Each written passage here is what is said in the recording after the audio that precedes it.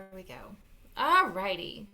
So I've got it full screen, so if you need to adjust any of your things, absolutely do that. So we're going to talk specifically about caring for voices as a volunteer. Obviously, what we do is very voice heavy, and so there are some things that I would like to suggest to help us use our voices to our best advantage.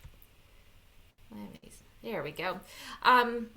Not only do we use our voice to volunteer, but our voice is a huge part of our identity, and it is what makes volunteering in this role possible. Using it well and taking care of it for the long term can help us to be confident in our own volunteering and help us serve these clients very well. So I promised a longer introduction. I am Dr. Heather Nelson, not a volcanologist, although that would be super cool, but I am a vocologist. To be completely transparent, it is a made-up word that has been around in my industry for about 30 years or so. And basically it means someone who is a studier of the voice. And specifically in my profession, I am a singer, I conduct choirs, I teach voice lessons at Missouri State University, and I have a private studio where I focus working on individuals who have some sort of a sticky voice problem, like a diagnosis of some sort, nodes, polyps, hemorrhages, those kinds of things, or something that's just a little something extra that just does not go away. And so I work from home. I work over Zoom with singers from all over North America to work on those kinds of issues to hopefully kind of rehab their voices to get back to the best voice use that they can. Puns and terrible jokes are my love language, and so I love them. And in fact, if you go to my Instagram, you'll see I used to do a special called Sunday Pun Day, where I would share a pun every Sunday, and I really should get back into that because it just makes me so happy.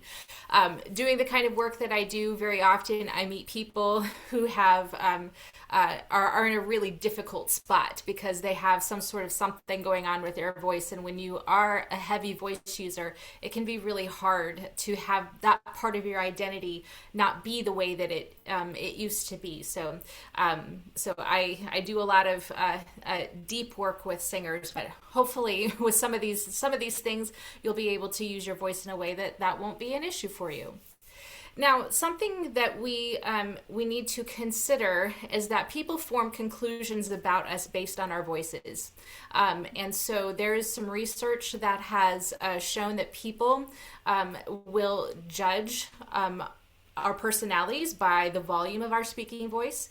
People who have dysphonic voices, meaning voices that are dysfunctional in some sort of way, particularly women, unfortunately, are seen as less trustworthy or capable. And the pitch of our voices can influence our perceptions of trustworthiness as well. Now, what does this have to do with us being volunteers? Well, especially if we're reading the news, something like that, people may make judgments about whether what we say is trustworthy or not. They may want to listen to us or not listen to a certain person based on some things. Some of those things we can control, some of them we can't. But I think it's important to just acknowledge that people do gather some information about us from our voices and make judgments on us based on what they hear. Our voices are a part of our identity. Most of us, if we were to call up a good friend or our moms or whatever, even if we're sick, they would be able to recognize us by our voices, just by how we sound. We can generally identify if someone is older or younger, very often male or female, or some other qualities of people based on our voice.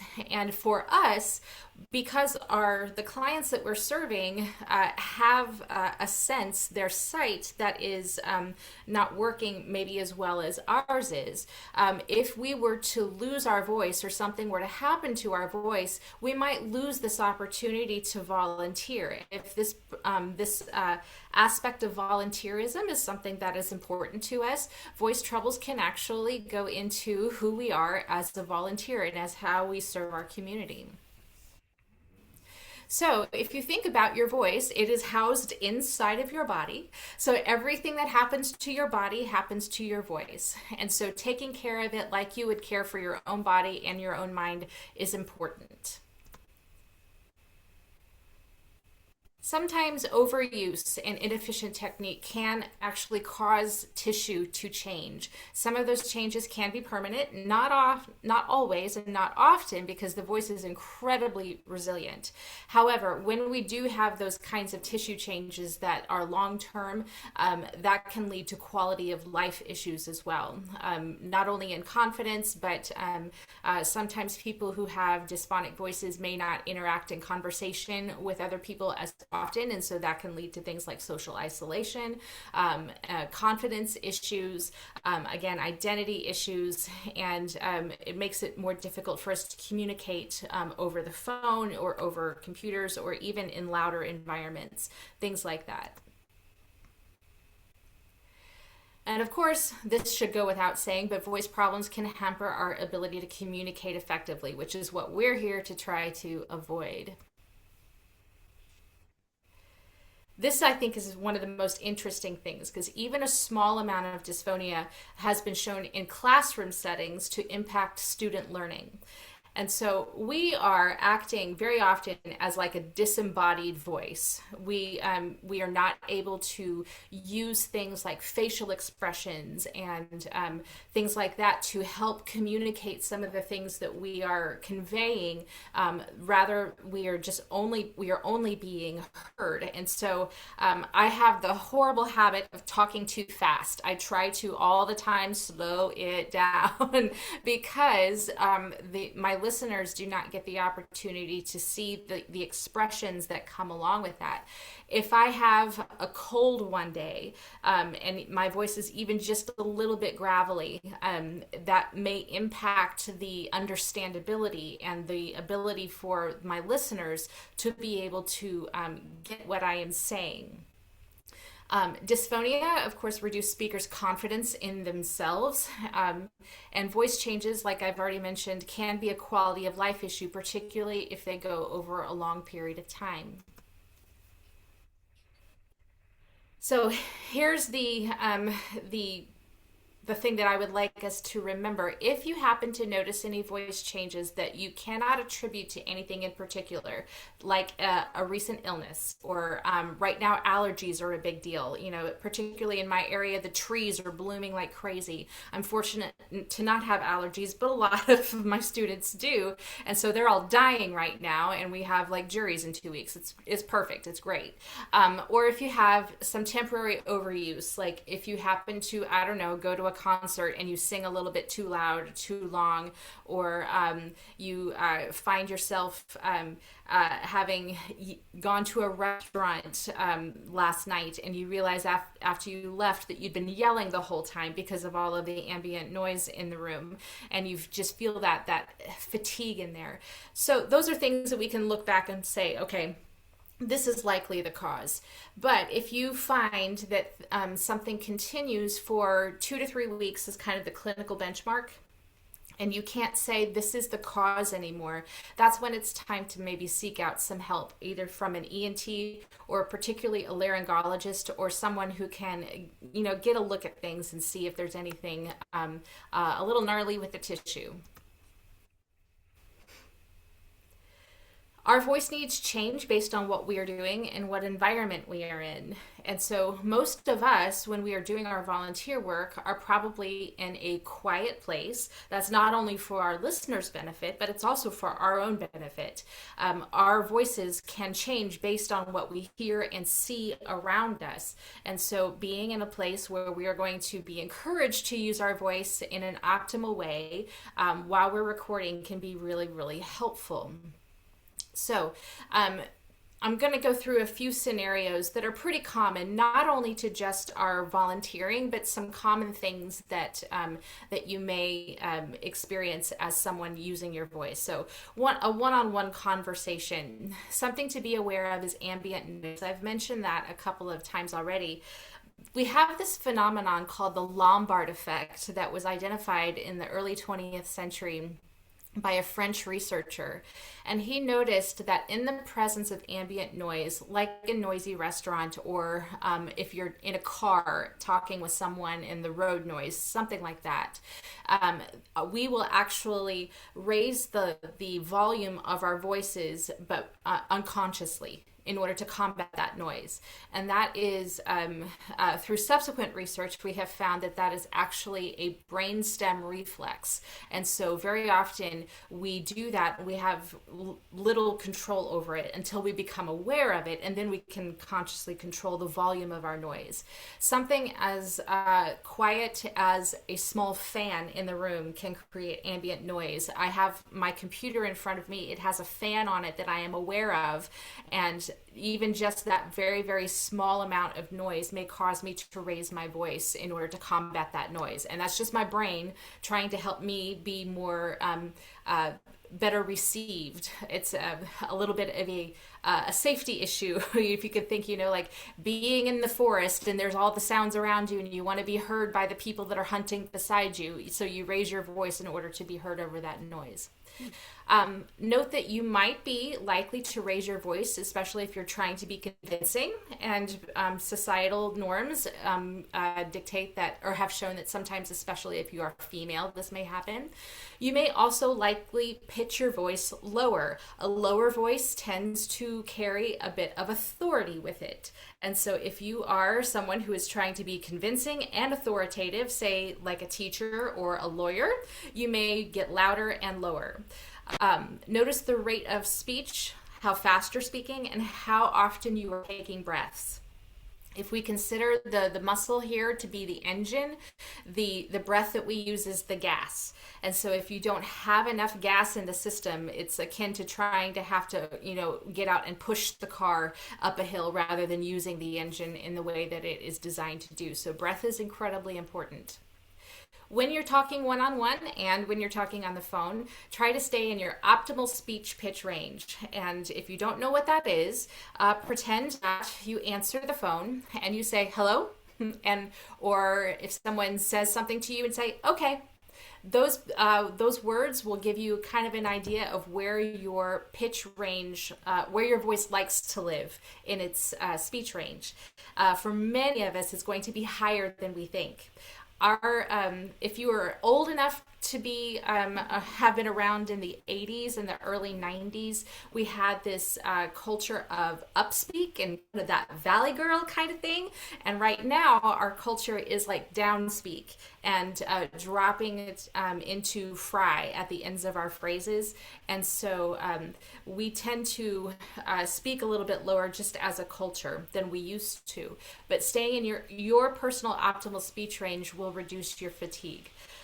Slow down the rate of your speech. I need to do that all the time. And try to articulate well, but don't sound too terribly robotic. If you're in a small room without amplification, again, being aware of your ambient noise, try to avoid vocal fry when you're projecting your voice. And in case you don't know, vocal fry is one of our lowest vocal ranges. And so if you were to slide your voice down, and it gets into that really poppy sound at the bottom, we call that fry or like gravel speech. Growl is sometimes that's referred to. That sound is not harmful in and of itself until we try to make that sound loud. And we don't have it. It requires a low amount of breath to make that happen. And so when you take the gas out of the system, but you try to make that go louder, that can be pretty tricky to. That can be very fatiguing. If you're in a small room, increasing your breath support. Articulate well, particularly if you don't have amplification. It not only helps your speech, but helps intelligibility. Hearing issues are also very, very common for people over the age of 45 or so. And articulation is really helpful in helping your speech to be perceived correctly. And if you can, consider using a personal amplification system, especially if there is ambient noise, your voice is already tired, or if you know someone in the room has some hearing deficiencies. You can get some small little speakers with I don't know, my sister calls it the Britney Spears mic, it just like goes over the ear, or is on a headset that just has a speaker that you can attach to your belt, and it's you can get those for about $30. If you do a lot of speaking, it's well worth it. I use it in the classroom fairly often myself. If you happen to find yourself in front of a large audience without amplification, I would try to find amplification first off. That would be the ideal.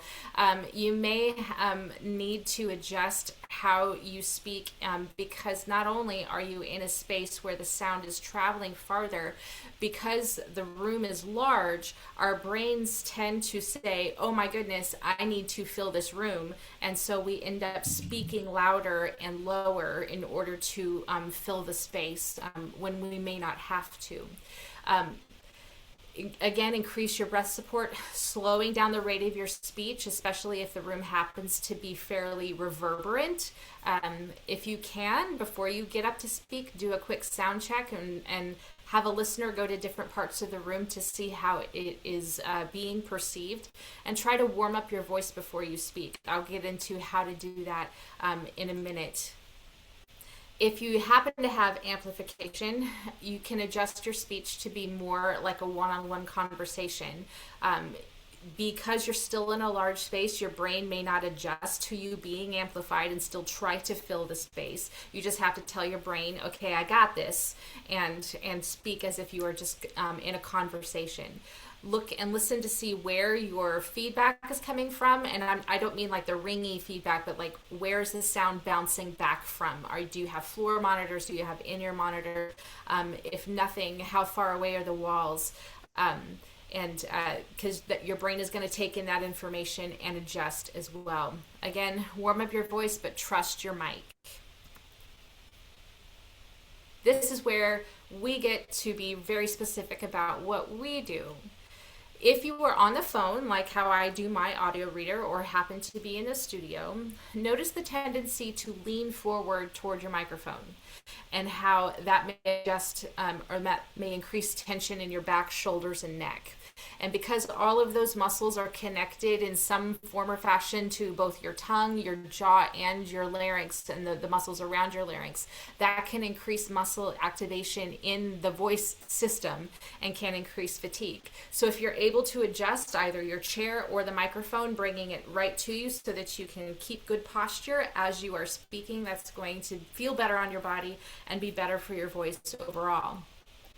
We do not like talking to disembodied screens. We're doing it right now. I'm doing it right now, even though I see a lot of your faces and most of you are off camera, and that's totally fine, but we're not used to it. And so we can have some really strange things happen. This is a very, very 21st century phenomenon that we are experiencing, particularly since the pandemic, where we have been on screens a lot more, and it's just like brains have not quite caught up to this all the time yet. And so we may try to basically yell into the void to be heard and be perceived.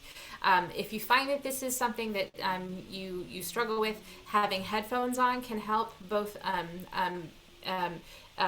ears and open back tend to be best for hearing health.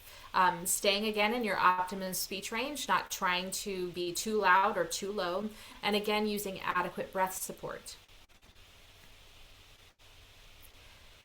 Ways to avoid fatigue. Some of the biggest fatigue traps: speaking too high or too low in pitch, too loud. We usually don't have a problem with fatigue if we're speaking too quietly. That's more an intelligibility issue, but we can usually speak quietly, not whispering, but speaking quietly for like ages and ages. But too loud will fatigue us a little faster. Of course, too long. Depending on what your particular reading assignment is. I know we all have deadlines and what we need to get our reading done, but there have been, particularly around election issues, some really, really long first page articles that I've had to read lately. Sometimes reading the single article can be 10 minutes or more, and 10 minutes of continuous talking is a lot of vocal fold action. And so if you find that you are reading a lot and you're able to record, maybe you need to take a break in between some articles and just take a tiny little vocal nap and then come back and finish it up. And then inadequate breath support, again, is like trying to to get that engine to go without enough gas in the system. And without that adequate breath support, the muscles have to engage more fully and more intensely in order to get the sound out.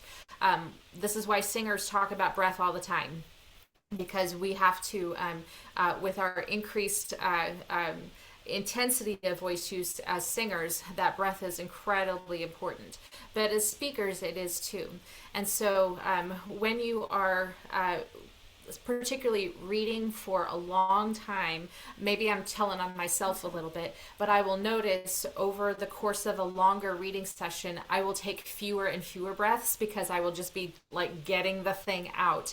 And every once in a while I have to remind myself it's better to take more breaths than fewer breaths, and just to keep that breath going. So here are some vocal warm-ups that you can do. If you think about your voice as being a muscle system, we are using our voices in quite an athletic way when we are reading for almost continuous speech for several minutes at a time. So without getting too technical, our voices are, the vocal folds themselves are very, very tiny little muscles. And so if you take your thumbnail and look at it, whether you're male or female, you could, the size of your vocal folds will probably go over the width of your thumbnail. And that's just about how big they are inside here. So when you consider how much sound we can put out, it's really pretty phenomenal that these little tiny little muscles can make all of the sound. They can sing and talk and cry and yell and tell terrible jokes and all of these things, and it's kind of a happy accident that can happen. Our vocal folds are mostly meant for keeping things out of our airway. They close when we swallow, they close when we lift heavy things, because our lungs are very important to our survival. Our voices are just kind of there and we get to use them. But for most of their function, they are keeping things out of our airway to keep us from aspirating and keep us alive. So our vocal folds save our lives, and then we get to actually get the benefit of being able to read and things like that. But because these muscles are so tiny and they make sound by vibrating together, and over the course of a heavy voice use session, say around, I think the research is saying right now about 17 minutes of continuous speech is kind of considered our daily vocal dose. And so that's like what they're talking about with that is that is the amount of vibration that a voice can really take and still be able to recover fully in a 24-hour period. And so if we are doing a 25 to 35 or 45-minute speaking session, we are using way above what is considered the optimal vocal dose in a day. So we're doing quite a lot of work, quite a lot of vibration. A teacher, someone who is in the classroom every day, may have up to 2 million single contacts of the vocal folds in an 8-hour period. And that is a whole lot of vocal use. And so we do not want to just let those muscles do that without any sort of care whatsoever. So vocal warm-ups are really helpful. They allow for getting blood flow into the tissue, and of course get the tissue a little bit more limber and literally warmed up. The temperature in those muscles will rise a little bit, and get some of the tissue a little bit more lubricated and all of those things. And so I'm going to show you a few things, and if you happen to have any straws nearby, this might be something that you can do along with me. But one of the easiest things to do is just a siren sound, and it's just like it looks like. You just pick out your favorite vowel and you imitate the tornado siren in in your town. We all live in we've all been to Kansas, or we live in Missouri. The sirens were tested last week, so I got to practice along with the sirens, when they had the test. But, just slow up and down, kind of in the middle of your range. And then you don't have to go too high. You don't have to go too low. You can if you want to, just to kind of see what those sounds feel like and sound like. But slow, fast, however you want to do it. Sometimes I'll have my choirs spell their name with their voice, just like on a siren sound. And that just gets the voice moving through the whole range, and can really help to get that blood flow going. Humming is really helpful, particularly humming in your speech range, like where you're going to be speaking. Zoom doesn't always like humming, so I'm going to try to demonstrate, but the sound may not come across. But my favorite thing to do is a little 3-note scale. So like, I'll do it on an ooh actually, because the hum may not come across, but ooh,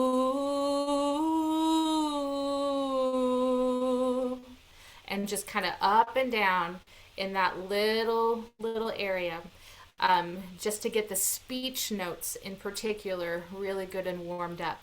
Humming is one of the exercises that we call SOVTEs, the semi-occluded vocal tract exercises, and it just means that it partially occludes or closes off the vocal tract, which increases backflow in the pharynx and helps to get really good midline closure of the vocal folds.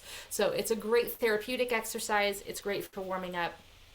Lip trill is another thing that Zoom does not like, but it's basically making that buzzy sound with your lips. If you or any of your kids or grandkids have like played with trucks or boats and made that sound, that's a lip trill. And you can do that on a siren. You can sing a little song. You can kind of thing, and those are also really great vocal warm-ups. Again, semi-occluded vocal tract exercise. Straws. I love straws.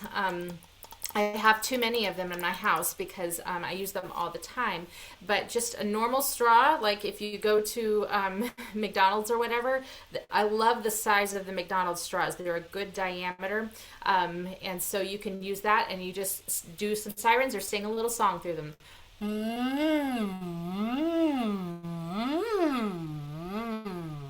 And this not only partially occludes the vocal tract, but it also elongates it. And so you don't care about all the science, I do, but but it's really, really good for the muscles. Again, you can then take your straw and put it in a little bit of water and blow some bubbles in it and sing into the water, and that will help with some warm-ups too. So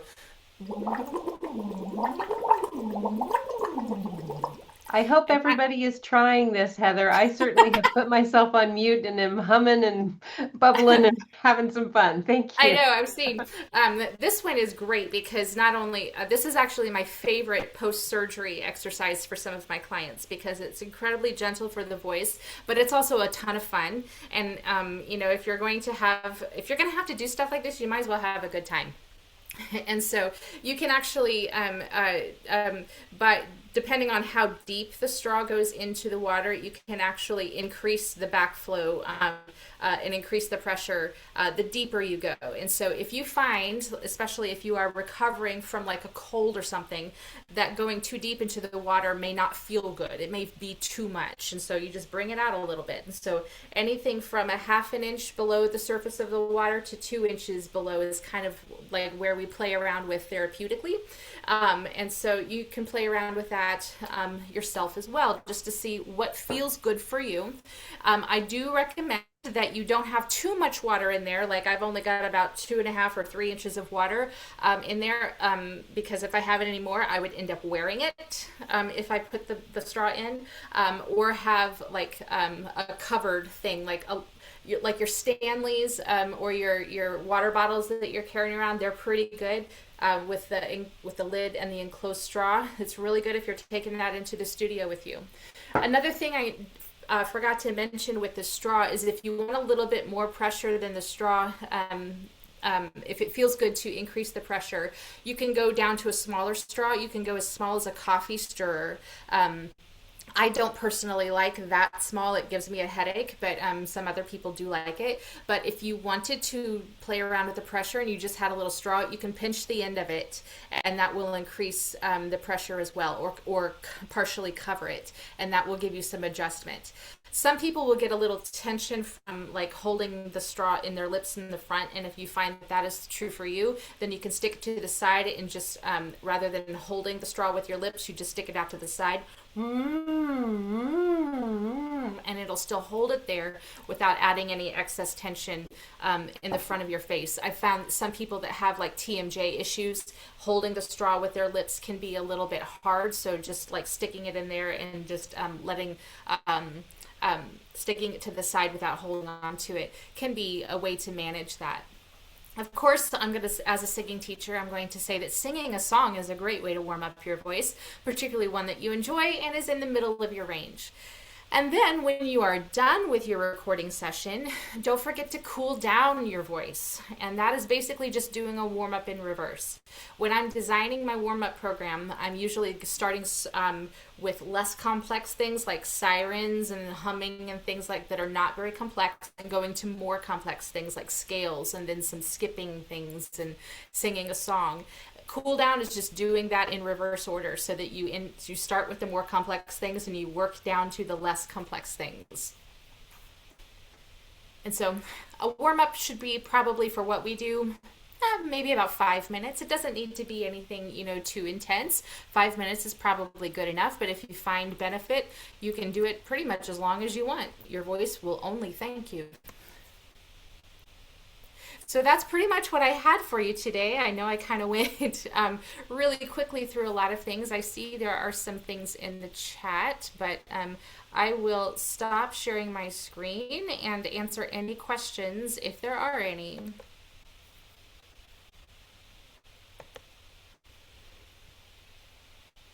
Max, do you have a question? Or are you just waving?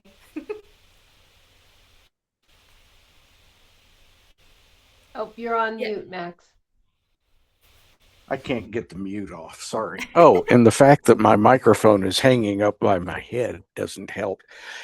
Of course, when I grow up, I want to be Jeff Watson. But those of you who listen to KPR know who I'm talking about.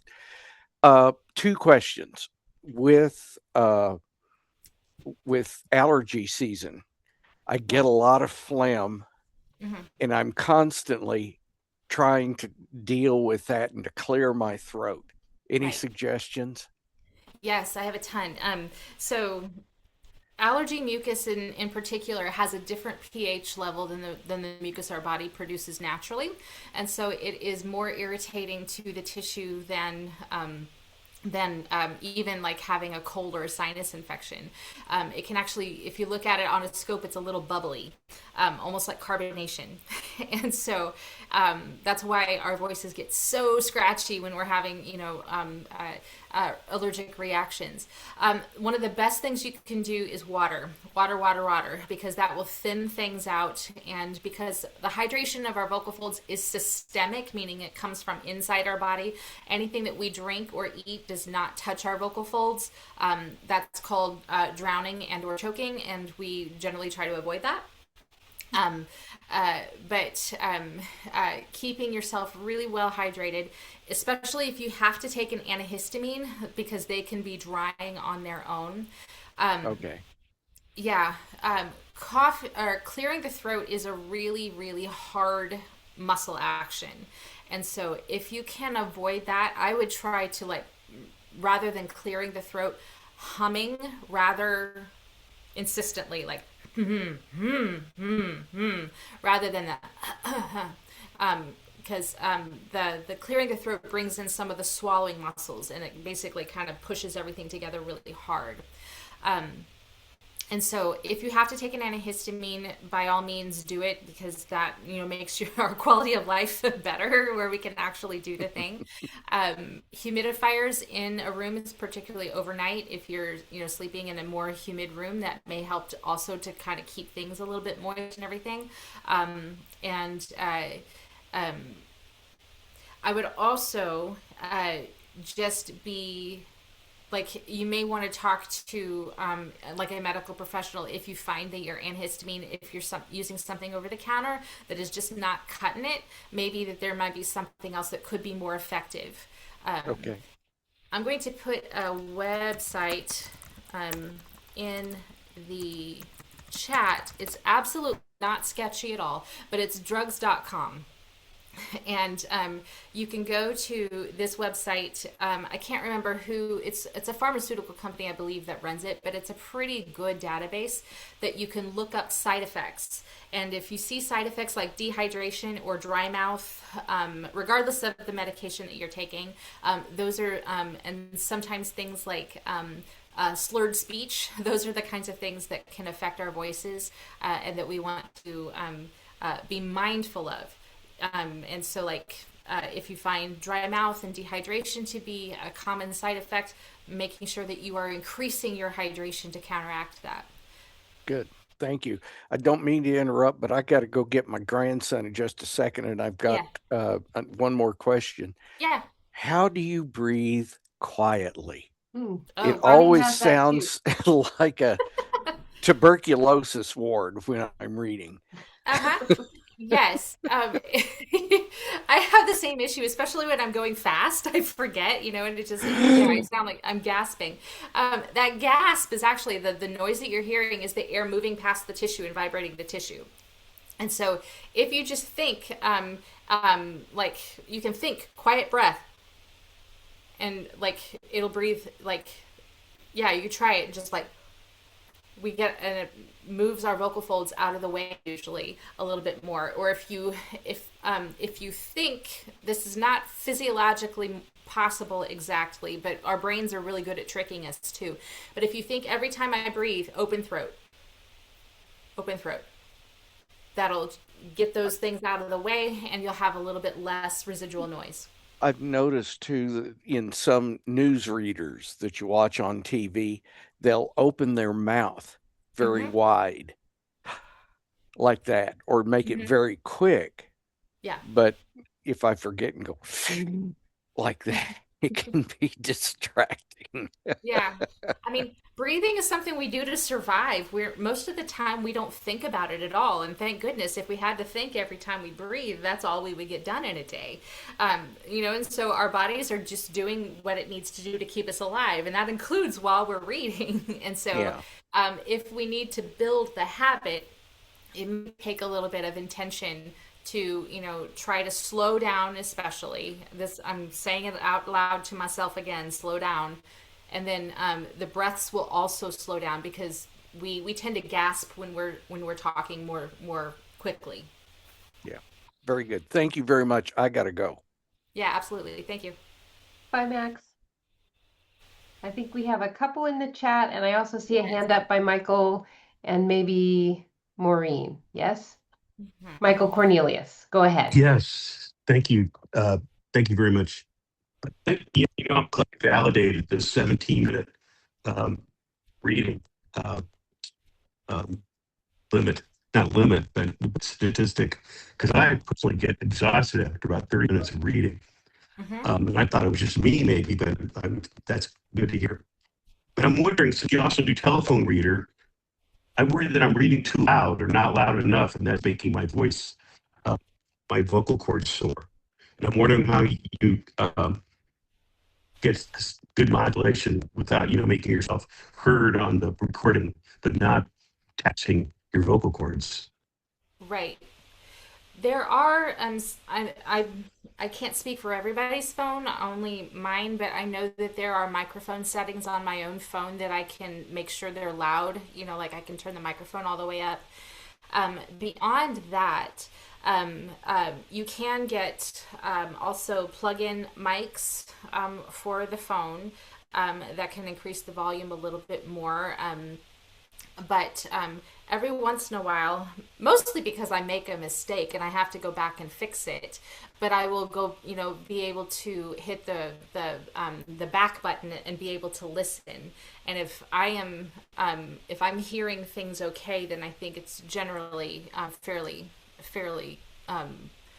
loud enough. I think we might be able to also, ask from audio reader people like, hey, could you listen to my recording and give us any feedback or anything. I'm not sure if that is something that would be possible, and I don't want to increase your workload, but it might be No, something that could be helpful for us. sure. Every I'd be once in a glad to while. do that, Heather. That's a great suggestion. And one thing I would also suggest is listening back is great, just as you mentioned too. And you know, I think the one-on-one thing that you mentioned, Heather, like reminding ourselves that when we are talking through the mic, it is trusting your mic. I think sometimes that is hard. But Michael, I will make an effort to check it and see if I can give you any feedback on that and your levels. Thank you very much. Appreciate that. You got Yeah. it.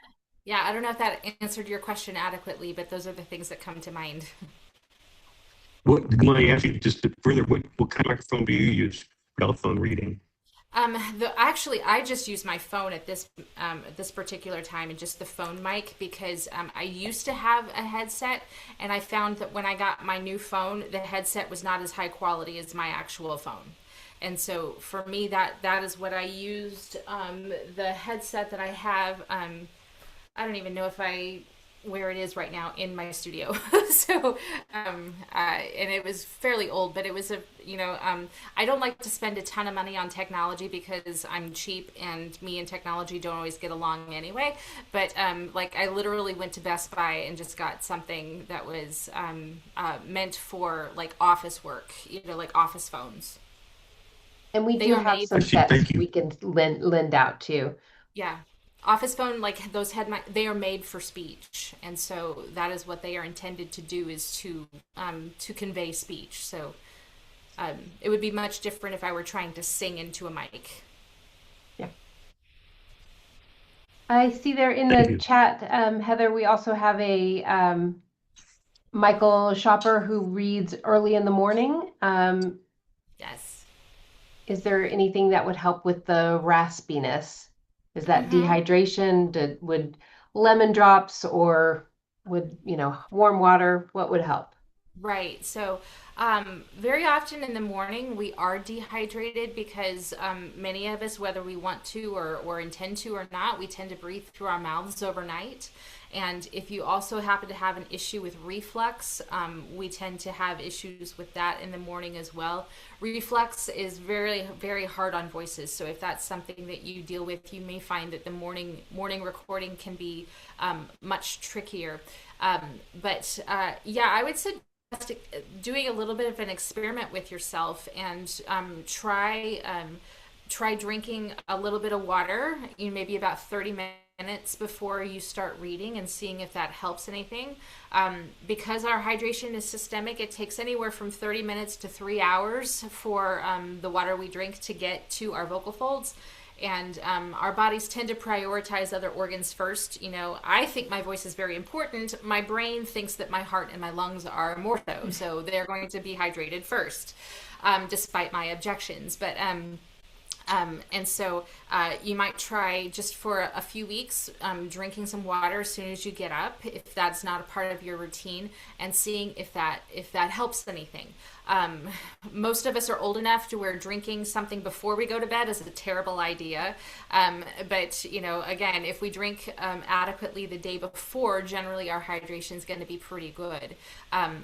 There are things like medications and just age that impact all those things. So I'm speaking very generally, but I would not recommend things like lemon drops or things like that.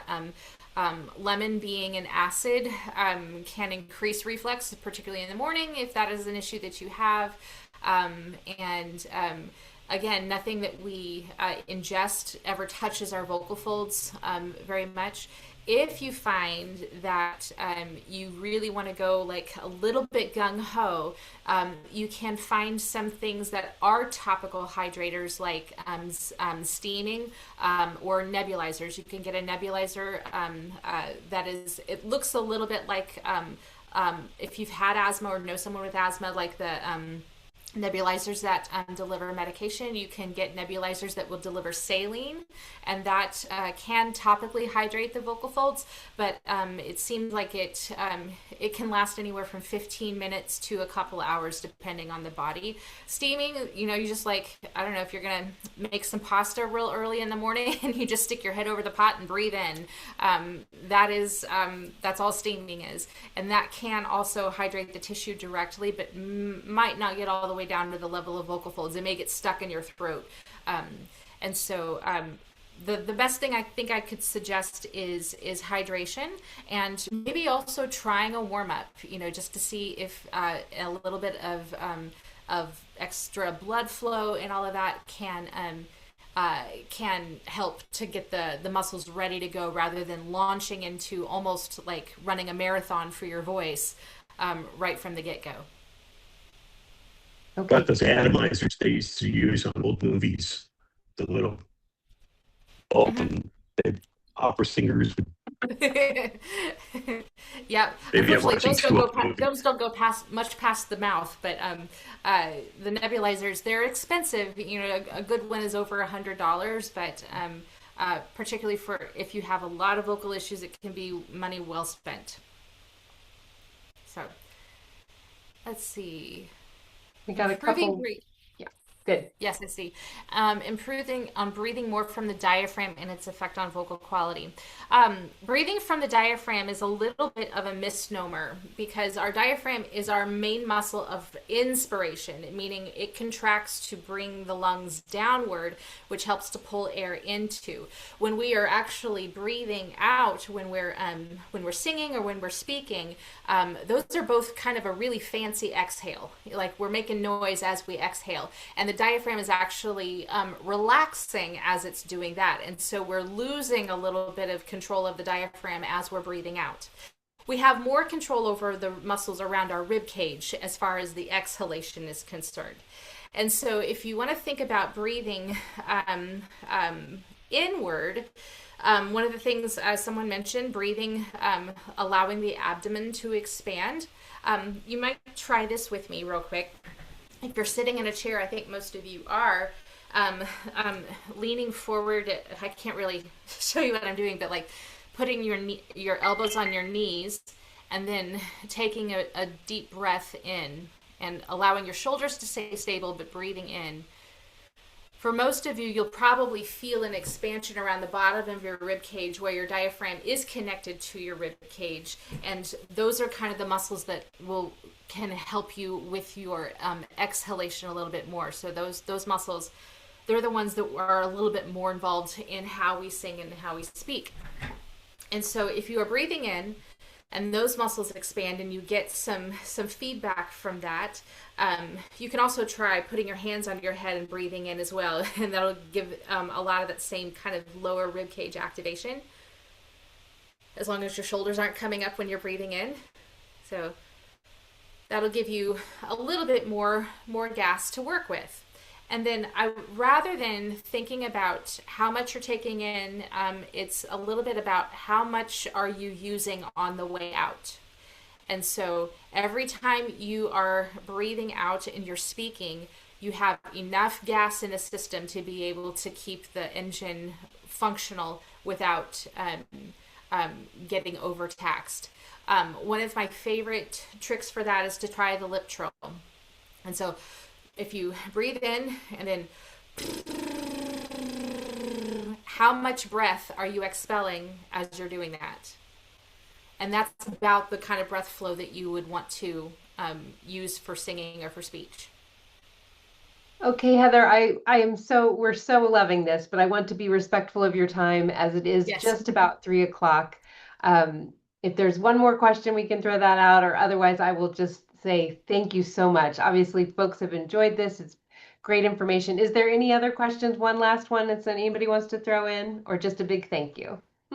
Someone mentioned about your choir warm-ups. Yeah, absolutely. And your choir director will love you for doing it outside of rehearsal. No doubt. It's a way to get brownie points with the choir director. Thank you, Dr. Nelson. You're welcome. So wonderful. And thank you, all of you. Yeah, if you have any other Thank you. questions, she put my a link to my website in the notice that went out for this. You're welcome to reach out and contact me, and if there's anything I can do to help, I'd be happy to. Thank you. Thank you very much. Yeah. Thanks, everybody. Audio reader Perfect. volunteers are the best. Thank you. Thanks, Trish. Bye-bye. Bye-bye. Bye. Bye now. Heather, would it be okay if I send this out as a recording to everyone? Is that okay with you? Okay. Sure. Yeah, that's fine. Okay, great. Thank you again. Bye, everybody. Bye.